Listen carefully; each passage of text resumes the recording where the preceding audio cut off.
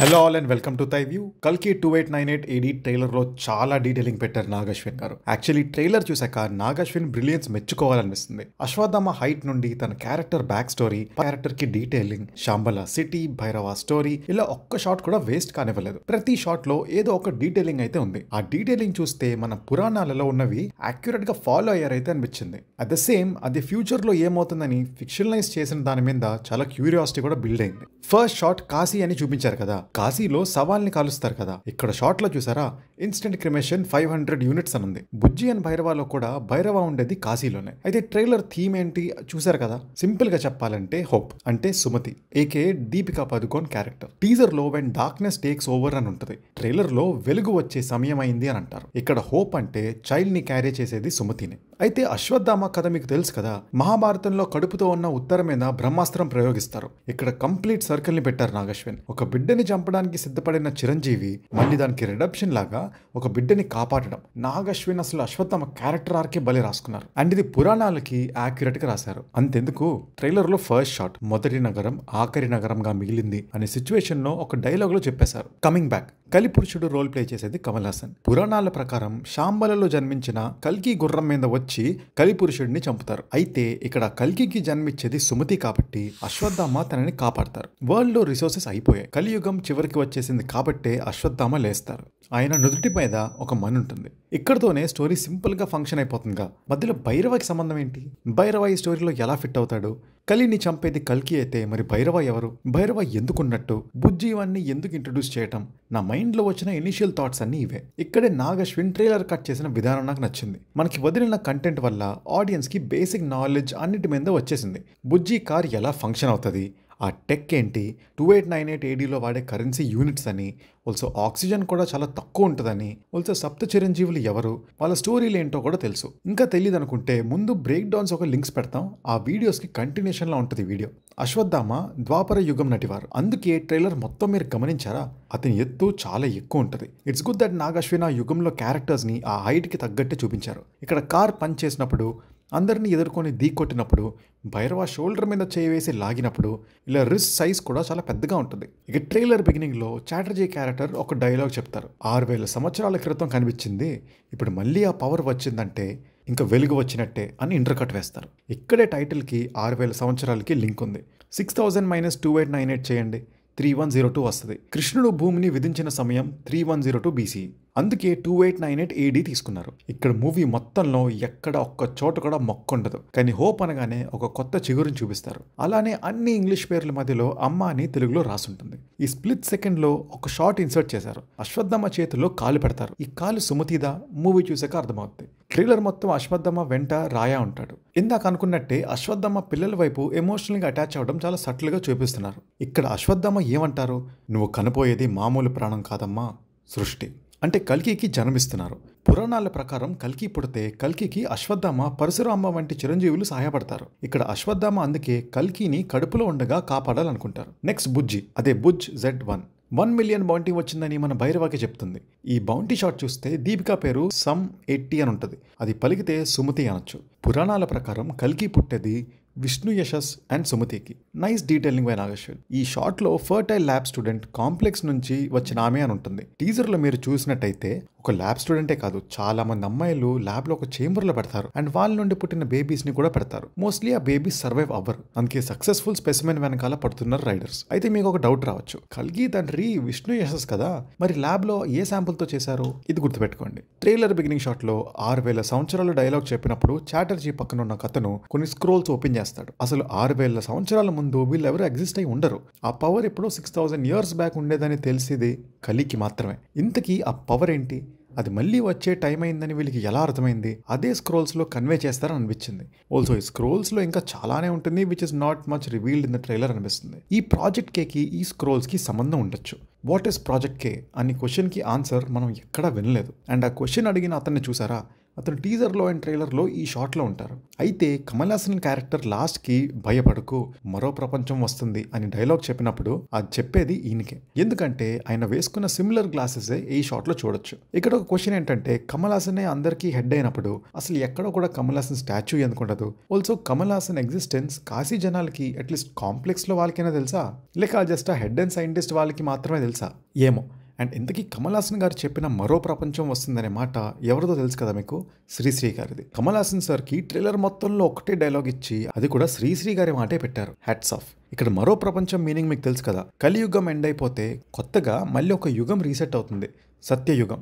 ఇలా cycle start అవుతుంది. కలి యొక్క యుగం ముగించేవాడు రాకుండా కల్కిని కడుపులో ఉండగానే చంపేస్తున్నారు అనేది ట్రైలర్ కట్ వల్ల కన్వే అయింది. మరి స్టోరీ అంతా కల్కి గురించి అయితే హూస్ భైరవ, తన పేరెంట్స్ ఎవరు, తన స్టోరీ ఏంటి, తనకేమో ఫ్యాన్స్ ఉన్నారనే డైలాగ్ కూడా పెట్టారు చూసారా. కానీ భైరవ గురించి కాశీ బయట ఎలా తెలుసు? ట్రైలర్ లో భైరవ ఉండే షార్ట్స్ డీటెయిలింగ్ గురించి మాట్లాడుకుందాం. ముందుగా భైరవ క్యారెక్టర్ డ్రీమ్ గురించి మాట్లాడతాడు. ఇది గుర్తుపెట్టుకోండి. అండ్ భైరవ బౌంటీ టేకప్ చేస్తాడు. అండ్ ఈ 1 మిలియన్ బౌంటీ విన్ అయ్యే ఛాన్సెస్ ఏంటో మీకు బుజ్జినే చెప్పేస్తుంది. అశ్వత్థామ జస్ట్ అడుగు వేస్తేనే చాటర్జీ స్టాచ్యూకి ఉన్న చెయ్యి పడిపోద్ది. అంత పవర్ఫుల్ ఉంటాయి అశ్వత్థామ మూవ్స్. కానీ అశ్వత్థామతో నార్మల్ హ్యూమన్ అయిన భైరవ ఎలా ఫైట్ చేస్తున్నాడు అనేదే కదా మీ డౌట్. మీరు చూస్తే రైడర్స్ ఎవరు మామూలు వాళ్ళు కాదు. వాళ్ళ సూట్స్ అన్ని స్పెషల్ గా డిజైన్ అయి ఉంటాయి. ఈ రైడర్స్ వాళ్ళ సూట్స్ కి చాలా ఫీచర్స్ ఉంటాయి. లైక్ డ్యామేజ్ ని రెసిస్ట్ చేసే పవర్స్, ఇలా చాలా ఉంటాయి. వాళ్ళనే ఒక్కసారిగా 6-7 మందిని ఎత్తేస్తారు. కానీ టీజర్ లో కానీ ట్రైలర్ లో కానీ హెడ్ ఆన్ హెడ్ ఫైట్ ఉంటుంది భైరవ అండ్ అశ్వత్థామకి. ఆల్సో బుజ్జి వెళ్లే స్పీడ్ నార్మల్ స్పీడ్ కాదు. బుజ్జి జస్ట్ అలా లెఫ్ట్ లెగ్ తో తంతారు అంతే బుజ్జిని. అది ఆయన కిక్ ఉన్న power. Literally Bhairava is going against God. Win అవ్వడం సంగతి పక్కన పెట్టండి, జస్ట్ 3 పంచులు సర్వైవ్ అవడమే చాలా గొప్ప. ఇక్కడే బుజ్జి అండ్ భైరవాలో ఉన్న టెక్ స్టఫ్ వాడతాడు. టీజర్ లో భైరవ యూజ్ చేసే టెక్నాలజీ చూసారా? ఆ హోలోగ్రామ్ టెక్, ఆ ఎండు చెప్పిన వాసన వస్తుందని పట్టుకుంటాడు కదా ఒక చిన్న అబ్బాయిని, ఆ అబ్బాయి నుండి తీసుకుంటాడు. అందుకే ప్రభాస్ కి ఒక షాట్ లో వెనక మినీ షాట్స్ ఉంటాయి. అవి యాక్చువల్లీ హోలోగ్రామ్ ప్రొజెక్షన్స్. ఈ టెక్నాలజీని యూజ్ చేస్తాడు భైరవ. అశ్వత్థామని పెద్ద చైన్ వేసి మరీ పట్టుకుంటాడు. అంత పెద్ద డెబ్రీ నుండి కూడా ఆయన బయటికి వచ్చేస్తారు. అయితే పురాణాలు ఎప్పుడు చూసుకున్నా అవతారంలో ఉన్నప్పుడు ఆ దేవుణ్ణి గుర్తుపట్టేలా ఉండే సిచ్యువేషన్ ఎప్పుడు యుద్ధంతోనే మొదలవుద్ది. యుద్ధంలో ఎంతకీ ఓడిపోకుండా ఉంటే చిరంజీవులు తాము ఎదుర్కొనేది అవతారాన్ని రిలీజ్ అవుతారు. దీనికి పర్ఫెక్ట్ ఎగ్జాంపుల్ జాంబవంతుడు కృష్ణుడి కథే. ఇక్కడ భైరవాన్ని అన్ని వాల్స్ నుండి తోసేసినా కూడా ఎండ్ వరకు ఉంటాడు. And Bhairava's arc. ఇక్కడ భైరవాస్ లవ్ ఇంట్రెస్ట్ దిశా పటాని అని చూపిస్తారు. ఈ వరల్డ్ లో అందరి గెటప్ ఒకలా ఉంటే దిశా క్యారెక్టర్ కి మాత్రం బొట్టుతో ఒక డిఫరెంట్ టైప్ ఆఫ్ లుక్ ఏదో ఉంటుంది. అండ్ ఆ క్యారెక్టర్ చెప్పే ఒకే ఒక్క మాట, నీకు నువ్వంటేనే ఇష్టం భైరవ అని. Which intense that Bhairava is selfish. ఎందుకంటే తను ఎప్పుడు 1 మిలియన్ యూనిట్స్ వచ్చేస్తే అప్పుడు కాంప్లెక్స్కి వెళ్ళిపోదాం అని అనుకుంటాడు. ఆల్సో కాంప్లెక్స్ అన్న డ్రీమ్ లో ఒకలా ఉంటుంది, వేరస్ రియాలిటీలో కాంప్లెక్స్ ఇంకోలా ఉంటుంది. రిసోర్సెస్ అబండెంట్ ఉంటాయని ఇమాజిన్ చేసుకున్నాడు. ఎందుకంటే కాశీలో భైరవాన్ని చూపించినప్పుడు తను తినే ఫుడ్ ఏం బాగోదు, లిటరలీ పైనాపిల్స్ అనేవి రేర్ కమోడిటీస్ అయిపోయాయంటే అర్థం చేసుకోవచ్చు. కొండగాలి అమ్ముకునే స్టేజ్కి వచ్చేస్తారు. బ్రహ్మి క్యారెక్టర్ ఈవెన్ ఇందులో కూడా ఆక్సిజన్ మాస్తోనే కనబడతారు. భైరవ క్యారెక్టర్ ఇంట్రో ఫైట్ కాశీలోనే ఉంటుంది. ఆల్రెడీ ఈ బౌంటీ హంటర్స్ ని భైరవ అండ్ బుజ్జిలో చూస్తాం. అవే ఎలివేషన్ షాట్స్ ఇక్కడ కూడా పెట్టారు. ఆల్సో ఈ బీజిఎం కూడా బుజ్జి అండ్ భైరవలోనే యూజ్ చేశారు. ముందే ఆడియన్స్ కి సటల్ గా ప్లాన్ చేశారు. కానీ ఇక్కడ భైరవ ఆర్క్ ఏంటి? Bounty Hunter. Bujji and Bhairava ఎండింగ్లో హాలోగ్రామ్ తీసుకొని 50K యూనిట్స్ వదులుకున్నప్పుడు సెంటిమెంటల్ నువ్వు అని అంటుంది బుజ్జి. కానీ కాదు అని కొట్టిపరేస్తాడు భైరవ. ఆల్సో ట్రైలర్ మొత్తంలో ఫన్నీగా ఉంటూ సుమతికి హాయ్ చెప్తూ నీట్గా రైడర్స్కి ఇచ్చేద్దాం అనుకుంటాడు. కానీ తను కడుపుతో ఉంది. కాంప్లెక్స్కి వెళ్ళటం కోసం అంత సెల్ఫిష్గా ఉంటాడా భైరవ? Definitely not. ఆ ఆర్క్ ఎలా ఎగ్జిక్యూట్ చేస్తారో చూడాలనుంది. శాంబల ప్రజల వైపు సపోర్ట్గా ఫైట్ చేసే సిచ్యువేషన్స్ని ఎలా రాసుకున్నారో చూడాలి. ఇక్కడ ఇన్నర్ కాన్ఫ్లిక్ట్ కూడా ఉంది. ప్రపంచంలో ఒకటే సైడ్, నీ సైడ్ అని తన కోసమే ఆలోచిస్తాడు అన్నట్టు ప్రెజెంట్ చేశారు. అండ్ మీరు గమనిస్తే కాశీలో కూడా ఆడవాళ్ళు ఉంటారు, చిన్న పిల్లలు కూడా ఉంటారు. కానీ ఎందుకు కాంప్లెక్స్ వాళ్ళు ఓన్లీ శాంబల వాళ్ళనే బలవంతంగా తీసుకెళ్తున్నారు ఆలోచించారా?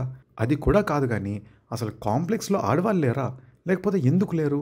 ఇది తెలియాలంటే మూవీ రావాల్సిందే. ఆల్సో టీజర్ లాస్ట్లో అశ్వత్థామ స్టాఫ్ని ఈల్ చేస్తాడు భైరవ.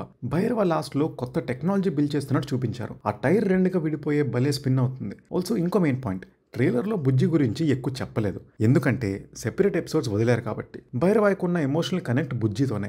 డెఫినెట్లీ బుజ్జికి ఇంపార్టెంట్ రోల్ అనేది ఉంటుందన్నారు. బుజ్జికి ఇచ్చే ప్లాట్ పాయింట్ భైరవకి ఎమోషనల్ యాంగిల్కి యూజ్ చేస్తారు పక్కాగా. నెక్స్ట్ మెయిన్ టాపిక్ వచ్చేసి శాంబల. బుజ్జి షిప్ని డిస్ట్రాయ్ చేసి తీసుకెళ్లిపోతారు కదా, ఆ క్యారెక్టర్స్ని ట్రైలర్ ఎండింగ్లో పెట్టారు. శాంబలలోనే ఉంటుంది సుమతి. అండ్ తనని కాపాడడానికి చాలా మంది ప్రాణాలు కోల్పోతున్నారు. అయితే ఇక్కడ పురాణాల ప్రకారం శాంబల చాలా అడ్వాన్స్. అందుకే శాంబల ప్రజల దగ్గర అడ్వాన్స్ టెక్నాలజీ ఉంటుంది. కానీ అవన్నీ మన పురాణాల్లో వాడే ఆయుధాల షేప్లా ఉంటాయి. ఇక్కడ నాగశ్విన్ వదిలేసిన పాయింట్ ఏంటంటే ఫ్యూచర్లో వీళ్ళ సోర్స్ ఆఫ్ పవర్ ఏంటి, రిసోర్సెస్ అన్నీ అయిపోయాయి కదా. ఆల్సో కలిపురుషుడు పవర్స్ ఏం రివీల్ చేయలేదు. రాజేంద్ర ప్రసాద్ గారు, శోభన గారు, పశుపతి గారు ఇలా చాలా మంది క్యారెక్టర్స్ ని జస్ట్ చూపించేశారు తప్ప వాళ్ళ గురించి ఎక్కువ రివీల్ చేయలేదు. Pashupati might be a leader శాంబలాలో. Shobhana garu is being shown performing some devotional stuff. Rajendra Prasad garu face మీద ఒక స్కార్ ఉంటుంది అండ్ ఆయన వెలుగు వస్తుంది అని జరగబోయే దాన్ని రిఫర్ చేస్తున్నారు. సో ఈ క్యారెక్టర్ కి ప్రామినెన్స్ అయితే ఉంటుంది. అసలు ప్రెగ్నెన్సీతో ఉన్నది జస్ట్ దీపిక ఒకరే కాదు, చాలా మంది ఉంటారు. ఎందుకంటే టీజర్ లో దీపికతో పాటు చాలా మందిని చూపించారు. భైరవ డ్రీమ్ గురించి మాట్లాడినప్పుడు ఒక డీటెయిల్ గమనించారా? భైరవ డ్రీమ్ లో ఉన్నట్టు ఉండదు కాంప్లెక్స్. అసలు మొత్తం ట్రైలర్ లో యానిమల్స్ ఉండేది రెండు షార్ట్స్ లో. ఒక షాట్ లో లైన్ ఉంటుంది, అది కూడా చాటర్జీ దగ్గర. అది అటాక్ చేసే షాట్ చూపించారు. రెండోది హార్స్. ఈ హార్స్ మీద భైరవ అండ్ హీరోయిన్ ఉంటారు and a place full of resources ఉంటుంది. ఇందాక అనుకున్నట్టే అసలు భైరవ పేరెంట్స్ ఎవరు?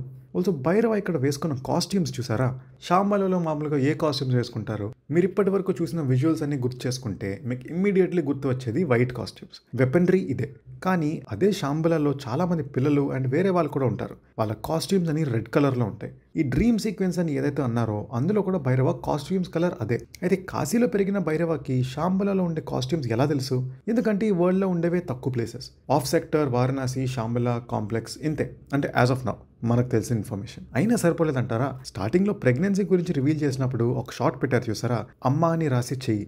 అక్కడ డ్రెస్ కూడా సేమ్ ఇదే డ్రెస్లో ఉంటుంది. భైరవ కాంప్లెక్స్కి వెళ్ళేది రిసోర్సెస్ కోసమా ఆర్ వేరే ఏదైనా రీజన్ ఉందా?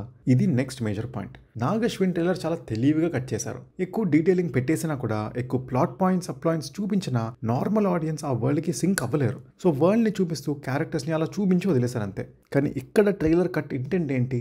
ఒక హోప్. సుమతి కల్కికి జన్మిస్తే ఆ కల్కి కలిని అంతం చేస్తాడు. కానీ ట్రైలర్ కట్కి ఎగ్జాక్ట్ ఆపోజిట్గా ఒక పోస్టర్ వదిలారు. ఆ పోస్టర్లో రాసిన ఐడియాలజీ ఏంటో తెలుసా? Heroes are not born, they're rise. పుట్టుకతోనే హీరో అవ్వరు, దేర్ రైజ్ అని.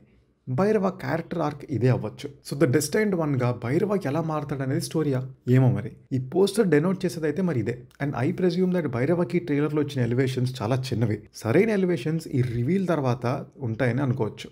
నాగ్ అశ్విన్ ఈ మూవీ స్టోరీయే స్టార్ట్ చేయకముందు ఒక స్పీచ్ ఇచ్చారు. ఆ ఈవెంట్లో ఇలా అన్నారు, ఈ మూవీ ఎండింగ్ మీరే రాయాలన్నట్టు. ఎందుకంటే ఆయన డిస్కస్ చేసేది ఐడియాలజీని. ఆ ఐడియాలజికల్ క్వశ్చన్ మనకి వేస్తారు. మన స్టాన్స్ బట్టే మనకి మూవీ కనెక్ట్ అవుతుంది. ఐడియాలజీ డిఫరెన్స్ ఎవరికి అంటారా?